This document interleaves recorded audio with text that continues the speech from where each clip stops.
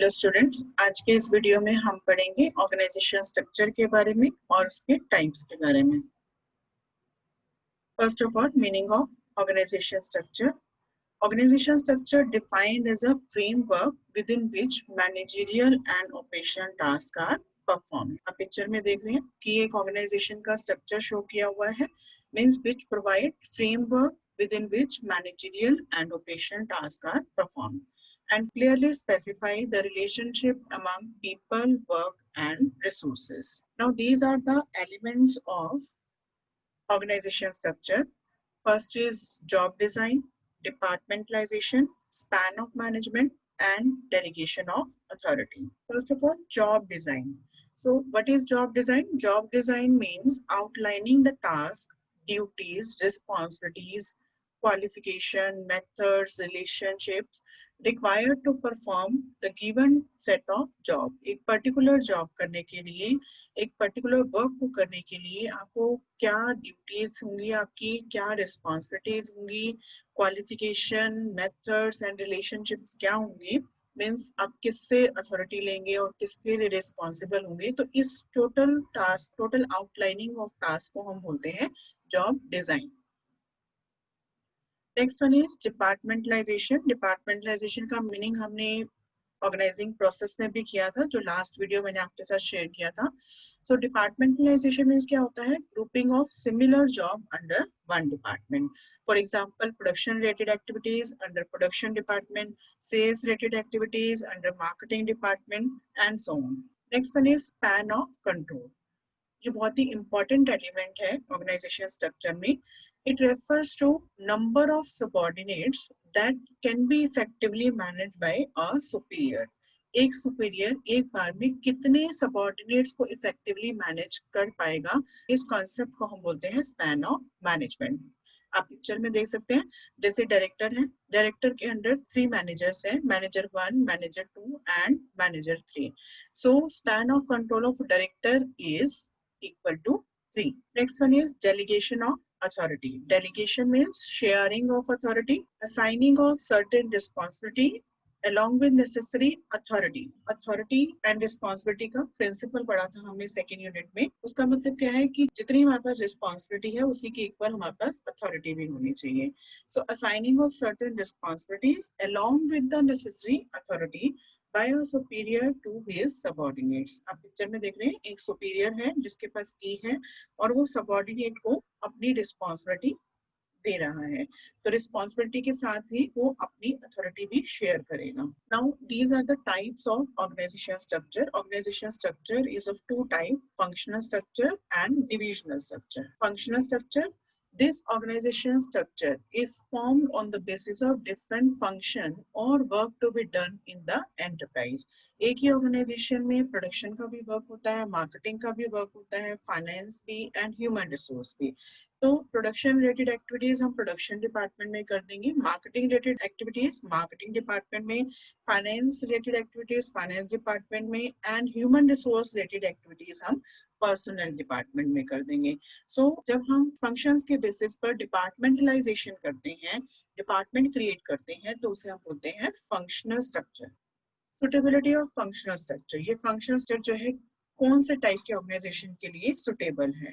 When the size of organization is large and when there are diversified activities. एक ही organisation में अलग अलग activities हो रही हैं, प्रोडक्शन भी हो रही है, परचेज भी हो रही है, फाइनेंस भी हो रहा है, सेल भी हो रही है। So these all are called diversified activities, तो वहाँ के लिए सुटेबल है ये। And high degree of specialization is required. These are the advantages or merits of functional structure: specialization, easy supervision, increasing managerial efficiency, effective training and lower cost. First is specialization. Specialization के benefit हमें कैसे receive होते हैं functional structure में? जैसे कोई person production का work जानता है तो उसे प्रोडक्शन रिलेटेड वर्क ही दिया जाएगा।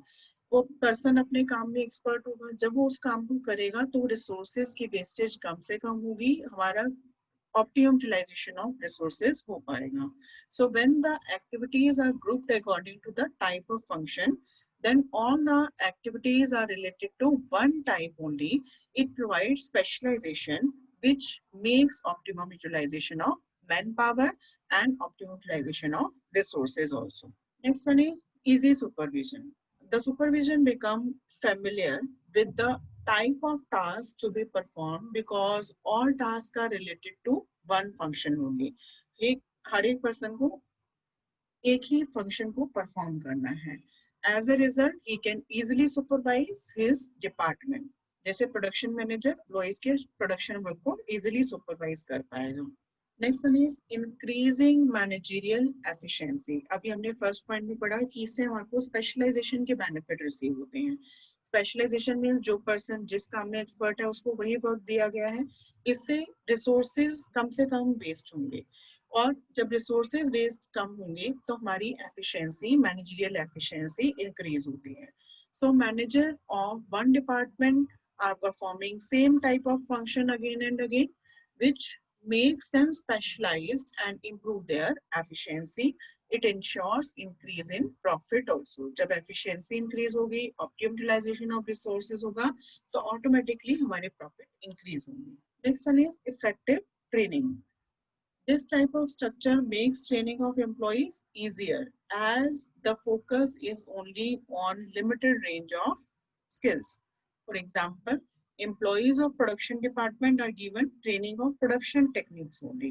हर एक पर्सन को केवल एक ही फंक्शन के बारे में समझना है और उसी से रिलेटेड उसको ट्रेनिंग दी जाएगी. इससे ट्रेनिंग जो है इजी हो जाती है. Next one is lower cost. It leads to minimum duplication of efforts, which result in lower costs. Now, these are the demerits or disadvantages or limitations of functional structure.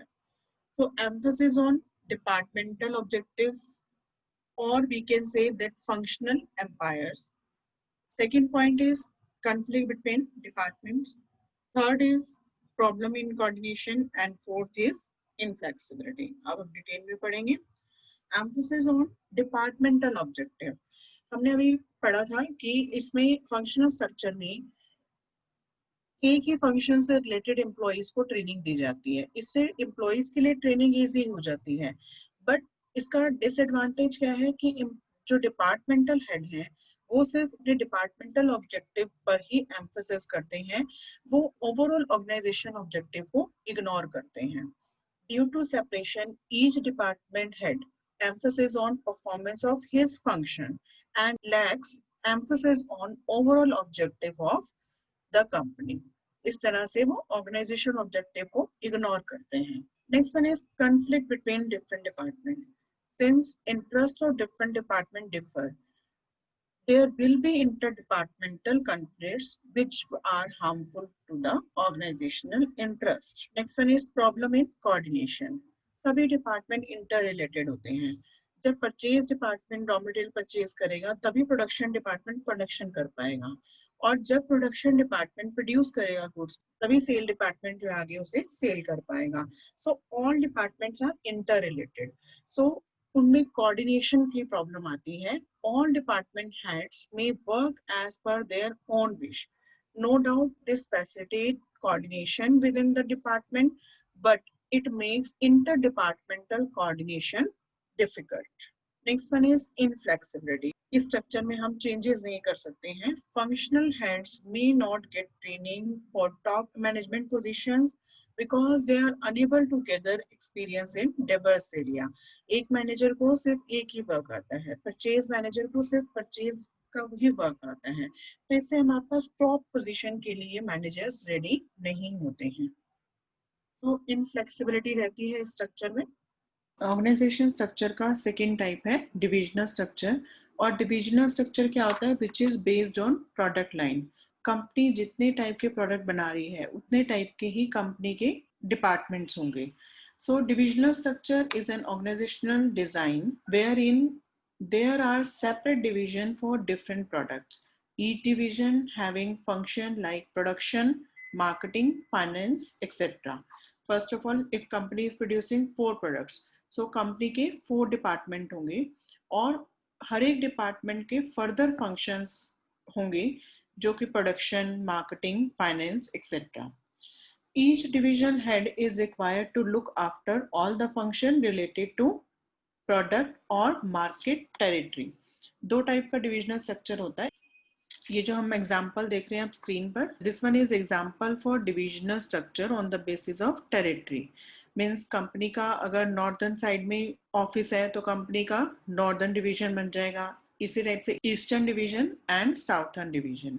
और उसके बाद further functions हो जाएंगे company के northern division में, जैसे production, marketing, finance and purchase etcetera. Same eastern में and same is south division में.